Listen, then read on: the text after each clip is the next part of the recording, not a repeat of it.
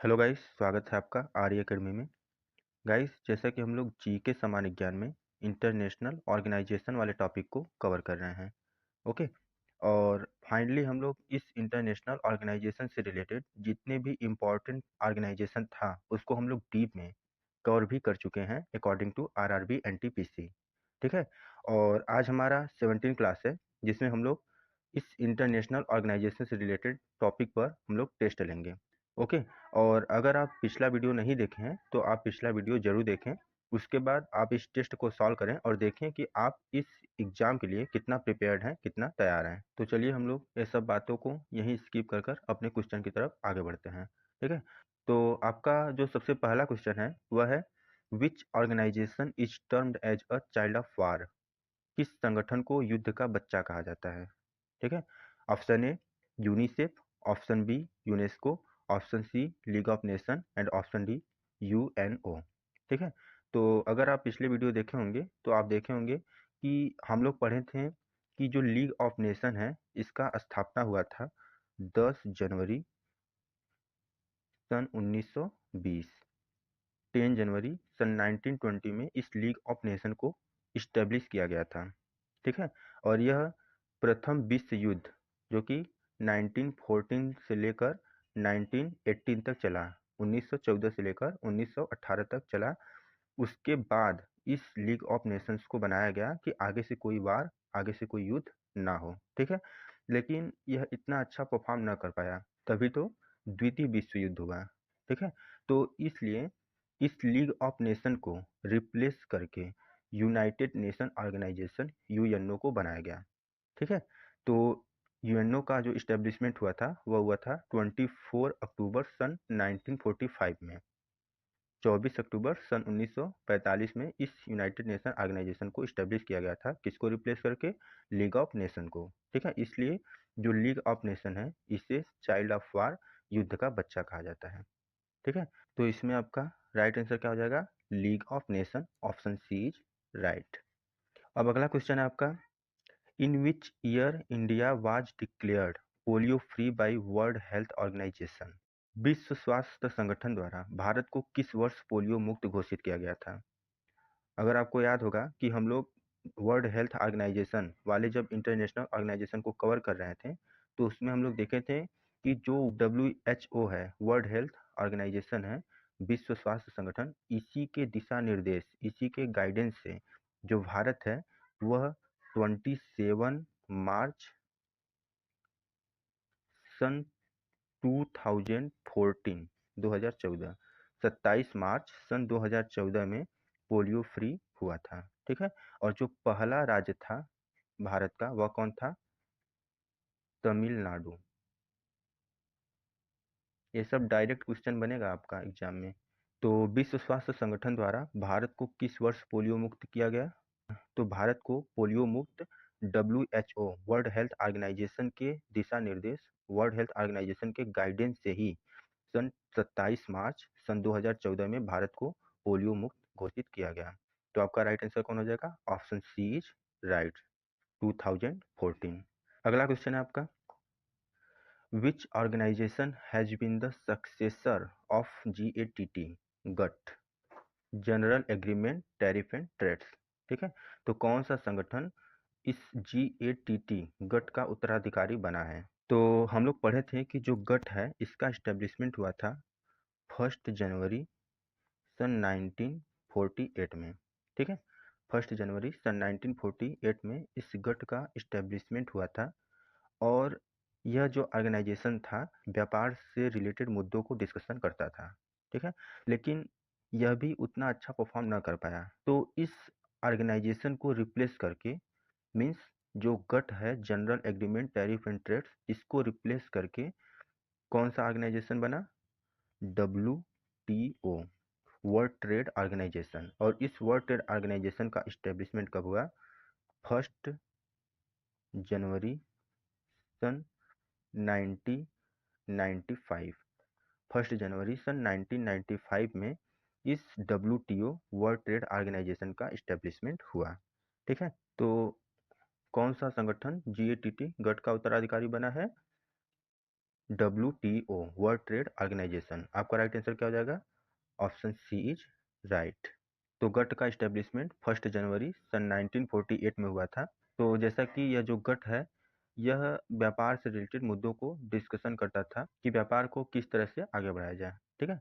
लेकिन यह इतना अच्छा परफॉर्म ना कर पाया, इसलिए जो गट है इसको रिप्लेस करके बाद में WTO, वर्ल्ड ट्रेड ऑर्गेनाइजेशन का इस्टेब्लिशमेंट कर दिया गया 1 जनवरी सन 1995 में, ठीक है। और दोनों का हेडक्वार्टर कहाँ है? जिनेवा, स्विट्जरलैंड है। तो इसमें आपका राइट आंसर क्या हो जाएगा? ऑप्शन सी, WTO इस गट का उत्तराधिकारी बना था। तो ये सब हम लोग डीप में पढ़ चुके हैं। अगर आप पिछला वीडियो नहीं देखे हैं तो आप उसे जरूर देखें। अगला क्वेश्चन है, what is the full form of UNESCO? UNESCO का पूर्ण रूप क्या है? ऑप्शन ए, संयुक्त राष्ट्र आर्थिक निपटारा समिति। ऑप्शन बी, संयुक्त राष्ट्र आर्थिक, सामाजिक और सांप्रदायिक संगठन। ऑप्शन सी, संयुक्त राष्ट्र शैक्षिक, वैज्ञानिक और सांस्कृतिक संगठन। एंड ऑप्शन डी, संयुक्त राष्ट्र रोजगार योजना संबंधित संगठन, ठीक है। तो हम लोग जब यूनेस्को इंटरनेशनल ऑर्गेनाइजेशन को कवर कर रहे थे तो हम लोग सबसे पहले यूनेस्को का फुल फॉर्म ही देखे थे कि जो यूनेस्को है इसका फुल फॉर्म क्या होता है? United Nations educational, scientific and cultural organisation, संयुक्त राष्ट्र शैक्षिक, वैज्ञानिक और सांस्कृतिक संगठन। ऑप्शन सी इज राइट, ठीक है। और इस यूनेस्को का इस्टेब्लिशमेंट कब हुआ था? यूनेस्को का जो इस्टेब्लिशमेंट हुआ था वह हुआ था 16 नवंबर सन 1945। 16 नवंबर सन 1945 में हुआ था और इसका जो हेड क्वार्टर है वह फ्रांस, पेरिस में है, ठीक है। आई होप आपको इतना समझ में आ गया होगा। अब हम बढ़ते हैं नेक्स्ट क्वेश्चन की तरफ। तो अगला क्वेश्चन है, when was UNICEF establish? UNICEF की स्थापना कब हुआ था, ठीक है। तो यह जो यूनिसेफ है, United nation international children emergency fund, इसका इस्टेब्लिशमेंट कब हुआ था? इसका इस्टेब्लिशमेंट हुआ था 11 दिसंबर सन 1946। 11 दिसंबर सन 1946 को इस यूनिसेफ को इस्टेब्लिश किया गया था और इसका जो हेड क्वार्टर है, हेड क्वार्टर वह कहाँ है? USA है, ठीक है। USA न्यूयॉर्क में है। USA न्यूयॉर्क में इसका मुख्यालय है, हेड क्वार्टर है, ठीक है। तो आपका राइट आंसर इसमें क्या हो जाएगा? Option B is right. UNICEF को इस्टेब्लिश किया गया था 1946 में, 1946 में, ठीक है। और अगला क्वेश्चन है आपका, BRICS development bank is now renamed as?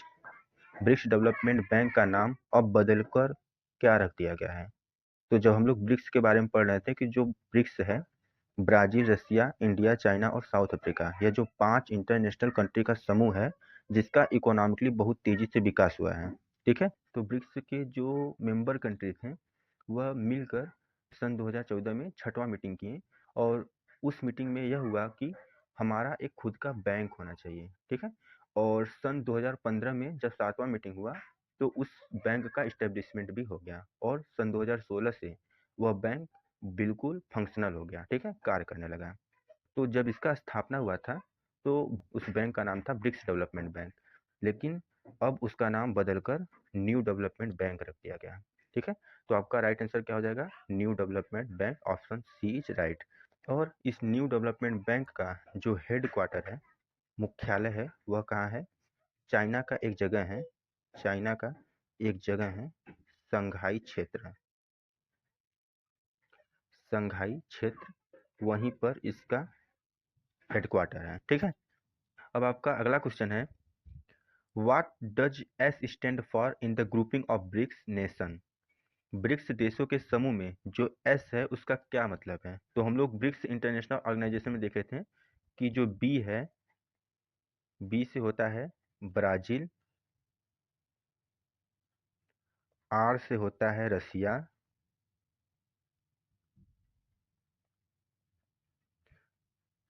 आई से होता है इंडिया,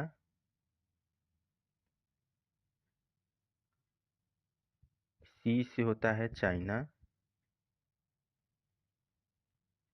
और एस से होता है साउथ अफ्रीका,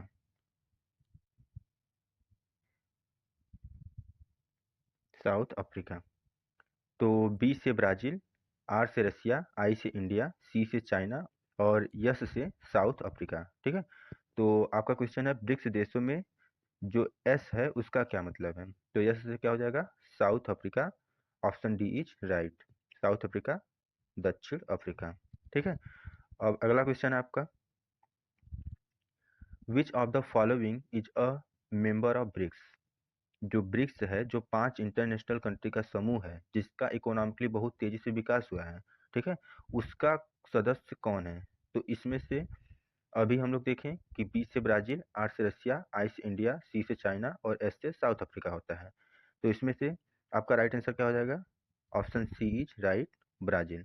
ठीक है। तो ब्रिक्स का सदस्य कौन है, ब्राजील। आई होप आपको समझ में आ रहा होगा। और अब आपका अगला क्वेश्चन है, what does the abbreviation SAARC stand for. SAARC का संक्षिप्त रूप क्या है। तो जब हम सार्क इंटरनेशनल ऑर्गेनाइजेशन को पढ़े थे तो उसमें हम देखे थे कि जो सार्क है इसका इस्टेब्लिशमेंट कब हुआ था। इसका इस्टेब्लिशमेंट हुआ था 8 दिसंबर 8 दिसंबर सन 1985। 8 दिसंबर सन 1985 में इसका इस्टेब्लिशमेंट हुआ था। कहाँ पर, बांग्लादेश, ढाका में। ठीक है। और इसका जो हेड क्वार्टर है, मुख्यालय है सार्क का, वह कहाँ है, काठमांडू, नेपाल। तो जो सार्क है इसका फुल फॉर्म क्या होता है, south Asian Association for Regional cooperation, क्षेत्रीय सहयोग के लिए दक्षिण एशियाई संघ। ठीक है। तो आपका राइट आंसर क्या हो जाएगा, ऑप्शन बी इज राइट। अब आपका जो अगला क्वेश्चन है वह है, where and when was SAARC, South Asian Association for Regional Cooperation, formed. जो सार्क है, दक्षिण एशियाई क्षेत्रीय सहयोग संगठन, इसका गठन कब और कहाँ हुआ था। Option A Pakistan 1981, option B Bangladesh 1985, option C Sri Lanka 1988 and option D Bharat 1987। ठीक है। तो अभी हम लोग देखें कि जो सार्क है इसका इस्टेब्लिशमेंट हुआ था 8 दिसंबर सन 1985 में। ठीक है। कहाँ पर हुआ था, बांग्लादेश, ढाका में। तो आपका जो राइट आंसर होगा वह क्या हो जाएगा, ऑप्शन बी इज राइट। ठीक। और सार्क का मुख्यालय कहाँ है, तो काठमांडू, नेपाल है। ठीक है। इसके बाद जो आपका अगला क्वेश्चन है वह है, how many countries are member of SAARC. SAARC के कितने देश सदस्य हैं। तो सार्क के जो सदस्य देशों की संख्या है वह कितना है। Option A 8, option B 4, option C 7 and option D 5। तो हम लोग जब सार्क को पढ़ें डीप में तो उसमें देखे थे कि सार्क के जो मेंबर्स कंट्री हैं वह कितने होते हैं, 8 मेंबर कंट्री हैं। ठीक है। जिसमें से एक है Afghanistan, Afghanistan,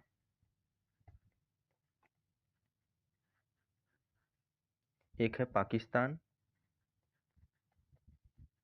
Afghanistan, Pakistan, India, Nepal, Bhutan, Bangladesh, Bangladesh, Sri Lanka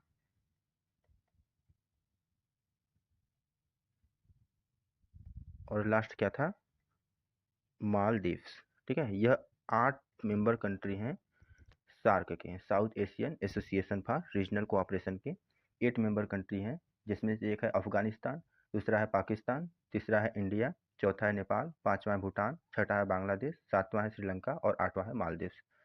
so I hope आपको इतना समझ में आ गया होगा। और इसके बाद जो आपका अगला क्वेश्चन है वह है, where is the headquarters of OPEC located. OPEC का मुख्यालय कहाँ स्थित है। ठीक है। Option A Geneva, option B Brussels, option C Vienna and option D Zurich. तो हम लोग जब ओपेक इंटरनेशनल ऑर्गेनाइजेशन को पढ़ें तो उसमें देखे थे कि जो ओपेक है, organisation of petroleum exporting country, इसका इस्टेब्लिशमेंट हुआ था 14 सितंबर 14 सितंबर सन 1960 में इसका इस्टेब्लिशमेंट हुआ था। और इसका जो हेड क्वार्टर है, मुख्यालय है, वह कहाँ है, वियना, ऑस्ट्रिया की राजधानी है वियना, वहीं इसका इस्टेब्लिशमेंट हुआ था। तो आपका राइट आंसर क्या हो जाएगा, ऑप्शन सी। ठीक है। अब इसके बाद अगला क्वेश्चन है, which countries is not a member of OPEC. कौन सा देश ओपेक का सदस्य नहीं है। Option A Algeria, option B Venezuela, option C Nigeria and option D Kenya. ठीक है।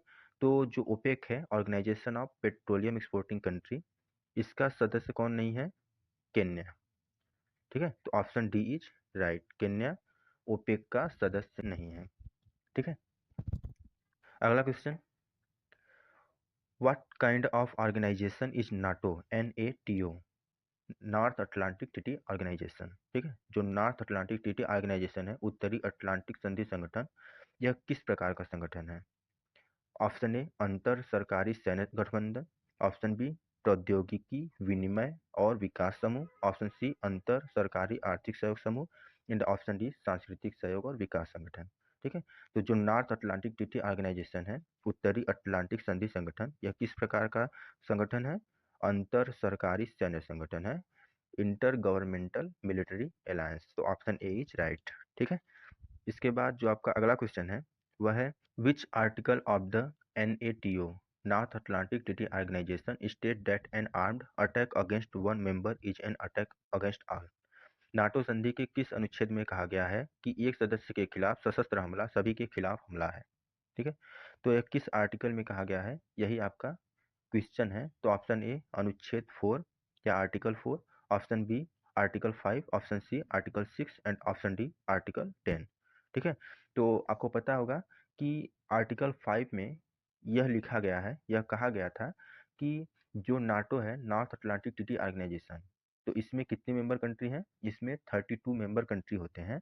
अगर नाटो के मेंबर कंट्री में से कोई अदर कंट्री अगर हमला कर रहा है तो नाटो के जो 32 मेंबर कंट्री हैं वह पूरे मिल के उस अदर कंट्री पर हमला करेगा। ठीक है, तो आपका राइट आंसर क्या हो जाएगा? Article 5, option B is right. और यह जो नॉर्थ अटलांटिक ट्रीटी ऑर्गेनाइजेशन है, इसका इस्टेब्लिशमेंट कब हुआ था? 4 अप्रैल, इसका इस्टेब्लिशमेंट हुआ था 4 अप्रैल सन 1949 में हुआ था, और इसका हेडक्वार्टर कहाँ है? वाशिंगटन डीसी है। ठीक है, तो याद रखिएगा हर इंटरनेशनल ऑर्गेनाइजेशन का इस्टेब्लिशमेंट और उसका हेडक्वार्टर कहाँ है, ये आपको जरूर याद होना चाहिए। ठीक है, तो इसको आप ध्यान दीजिएगा। और इसके बाद जो आपका अगला क्वेश्चन है वह है when did the international monetary fund come into existence. अंतर्राष्ट्रीय मुद्रा कोष जो IMF है, इंटरनेशनल मॉनेटरी फंड, अंतर्राष्ट्रीय मुद्रा कोष, वह कब अस्तित्व में आया? तो हम लोग इसको पढ़े हैं कि जो IMF है 1 जुलाई सन 1944, 1 जुलाई सन 1944 में इसका इस्टेब्लिशमेंट हुआ था, और इसका हेड क्वार्टर कहाँ है, इसका मुख्यालय कहाँ था? Washington DC. कहाँ है? Washington DC. ठीक है, तो जो इंटरनेशनल मॉनेटरी फंड है IMF, इसका इस्टेब्लिशमेंट 1 जुलाई सन 1944 में हुआ था, और इसका हेडक्वार्टर कहाँ है? Washington DC. तो अंतर्राष्ट्रीय मुद्रा कोष कब अस्तित्व में आया? आपका राइट आंसर क्या हो जाएगा? Option A is right, 1944। ठीक है, तो चैनल को लाइक एंड सब्सक्राइब करना नहीं भूलिएगा, और इस तरह का कंटेंट आपको मिलता रहेगा, और कोशिश करेंगे कि और इससे भी अच्छा बेस्ट कंटेंट हम प्रोवाइड कर पाएँ, पूरा कोशिश रहेगा। बस आप चैनल को लाइक एंड सब्सक्राइब जरूर करिए, जिससे कि मेरा भी मोटिवेशन बने और हम भी और मेहनत करने की कोशिश करें। ठीक है, तो इसके बाद हमारा अगला क्वेश्चन क्या है? In which year did India join the Shanghai cooperation organization. भारत किस वर्ष शंघाई सहयोग संगठन में शामिल हुआ? Option A 2001, option B 2005, option C 2019 and option D 2017। ठीक है, तो राइट आंसर क्या हो जाएगा? Option D, option D is right. 2017 में जो भारत है वह शंघाई कोऑपरेशन ऑर्गेनाइजेशन से इन्वॉल्व हुआ था। अगला question, what does ASEAN stand for. ASEAN का मतलब क्या है?